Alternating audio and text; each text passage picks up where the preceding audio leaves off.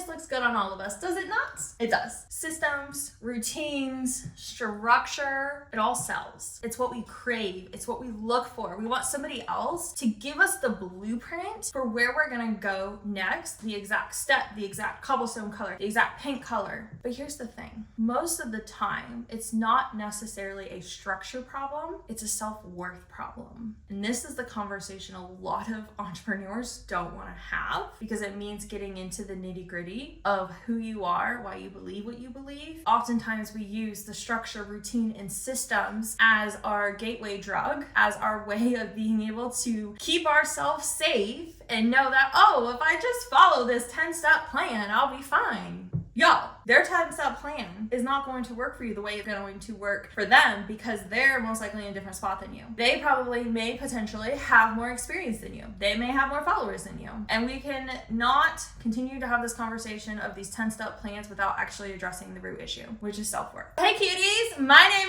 is Ashley, and let me tell you what, this is not what I usually look like. Super grateful for my friend Kat. I had a brand photo shoot today, which is why this Alani is already open. This is the one that we used in the shoot, the one that I'm finishing. And so now crackadackle, but let me tell you what, this sherbet swirl, it swirls me into a new world of possibility, hopes, and dreams, and I highly recommend. So cheers.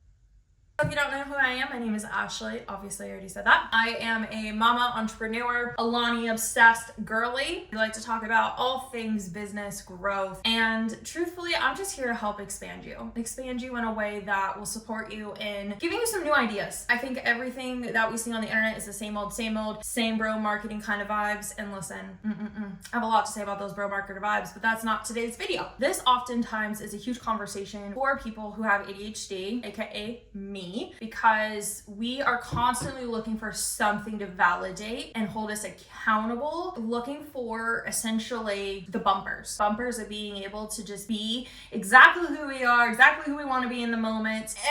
And let me tell you what, it's a false sense of security, okay? It's a false sense of security. It's like you thinking you getting an apartment, you think you can get a security deposit after your dog tears up the carpet.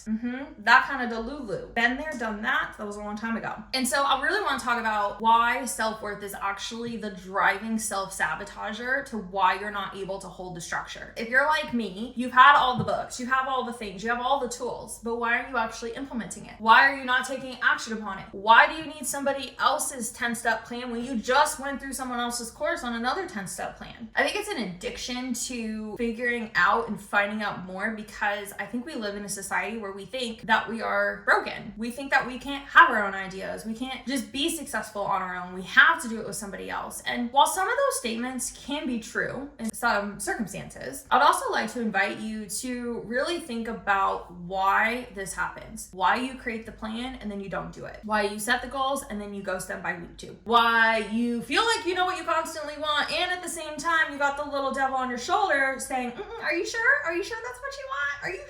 Are you sure? Listen, it's time to kick the devil to the curb. Goodbye. See you later. I want to hold a mirror up to you. But before I hold that up, I want you to know that I've been there. I have done this. As somebody who has been in years and years and years and years, and probably more years of therapy, I can tell you that self-worth is something that is not something that can be fixed in one YouTube video. Highly recommend a therapist. Whatever version of therapy you want to pursue, go for it. I'm not gonna tell you. Again, disclaimer, not a therapist. But if I had to guess, there's most likely a reason as to why every single time you set a goal, you don't actually accomplish it. And I'm saying, like, not even in regards to with you taking the step. It's like you saying, oh, well, I want to start a YouTube channel, but you don't even outline the first video. I'm not saying you start the YouTube channel and you have the goal of like 1 million subscribers and only hit 100. Like, that's not what I'm talking about. I'm talking like you don't even take the first step. The initiation isn't there, which is a whole executive functioning thing all of it in itself, which you can learn about through my friend Andy. You can't expect your clients to keep boundaries that you don't keep yourself. If you're one of those people who are constantly telling your client to believe in themselves, launch the offer, do the thing, make it happen, and you're their biggest cheerleader, why can't we also be our own biggest cheerleader? Why is it that you believe so much in other people that you can't control the actions of, that you can't control the narrative, you can't sit them down to write the social media post? launch the email, launch the book, do the thing, drink the Alani. And yet, we can't even give our own selves that level of energy, that level of plus wanting, that level of excitement and gratitude and all the things. And we can control what we do. We can control if we write the social media post. I am very much so intentionally choosing to record this video and do the thing now because I told myself that I wanted to have a YouTube channel where I post every other week. So that's why I'd be doing it. I would love to just go sit and read my book. I'm reading a really good book right now. Like, just starting, but like I'm getting there. And yet,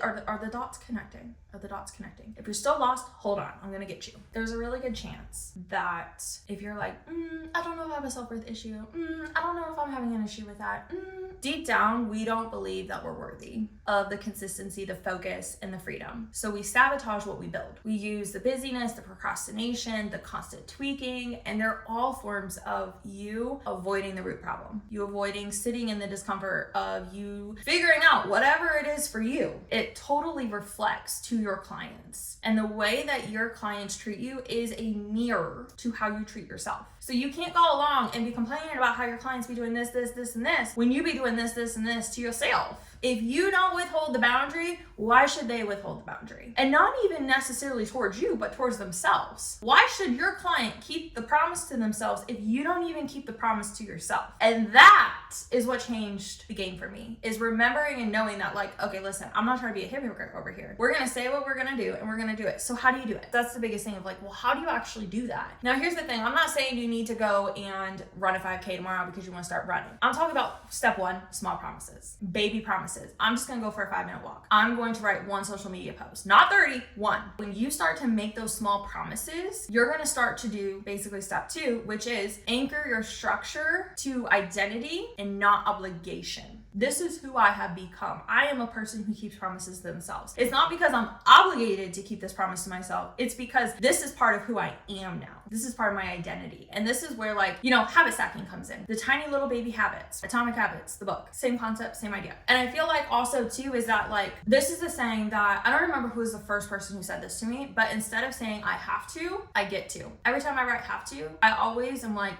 do I really have to? Or do I get to? There are things that sometimes you have to do. That's just life. I have to pay my bills. Could I reframe that and say I get to? Sure. But listen, like it is what it is. Like I got a healthy relationship with the fact I got to pay my bills. Is I have to at this point. But in those opportunity areas where you're just like, great, like I get to do this. I get to take a 5-minute walk. I get to record this YouTube video. I get to.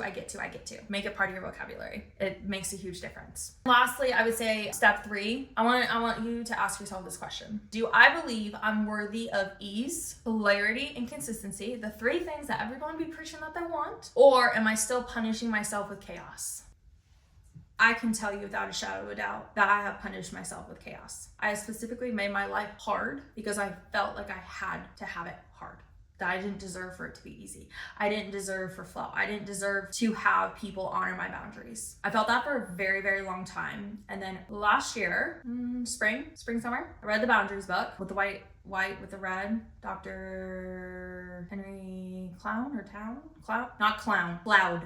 like the clouds in the sky. That one, it'll be here. I read that one and that really shook me. It was like a hard shake and a huge wake up call of like, girl. So if this resonated with you, read that book, okay? This is like your prelude to that because this book will truly shape and help you understand why it's so incredibly important to have boundaries and why you can integrate those in and how to hold firm into them. Because I've had them tested, I've had them ridiculed, I've had people complain about my boundaries, and yet at the same time, I'm the happiest I've ever been. Truly, I'm truly the happiest I've ever been. I want to cry, but I'm not gonna cry because I have another video I wanna record. But I'm so grateful. I'm so grateful that I worked on this specific part of me. And so if there's anything that I can leave you with, I want you to be honest with yourself. How and where can you start to make those small promises to yourself? In 2025, we're being consistent. In 2025, we're holding promises to ourselves. In 2025, we're doing the dang thing. I want you to take a step down into my comment sections. If this resonates for you, give me a little blue heart. I hope this hard truth hit you right where it needed it because when I first heard this, I was like, okay. Got it. I'm sending you all the love. Thank you so much for hanging out with me. As always, I hope you stay caffeinated, connected, and centered in Christ. Because let me tell you what, ever since I really dove back in, also has been a huge factor of my happiness as well too. Happiness looks good on all of us, does it not? It does. I'll see you in the next video. Bye!